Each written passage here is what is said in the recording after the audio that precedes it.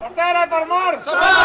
Veneti Liberi! Veneti Liberi! Indipendentisti da tutto il Veneto, un paio anche da Brescia, in corteo davanti al Tribunale di Padova, dove è in corso il processo a carico di Walter Onichini. Il macellaio di Legnaro è accusato di tentato omicidio di un albanese, arcinoto per reati nel nostro paese, che cercò di rubargli l'auto assieme ad alcuni complici che scapparono con 4.000 euro.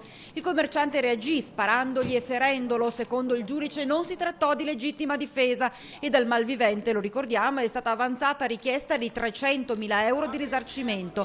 Una vergogna, dichiara Michele Favero di Indipendenza Veneta. È ora di finirla di proteggere i criminali in questo paese, perché è l'unico paese dove la gente viene qui per fare le tentate rapine e mal che gli vada ottiene anche un premio, un lauto premio dallo Stato italiano. Penso sia una cosa indecente e senza alcuna dignità. Torna alla ribalta proprio la questione della legittima difesa. Assolutamente sì, la legittima difesa in casa mia, io sono re in casa mia, ma se tu vieni alle 3 di notte armato per far del male alla mia famiglia o ai miei genitori o comunque alla mia gente, io ho il diritto di difendermi. Ci sembra qui che tutto si fa tranne che dare ai cittadini e alla gente la certezza del diritto e della pena. Intanto Walter Onichini dovrà tornare in aula il prossimo 15 maggio.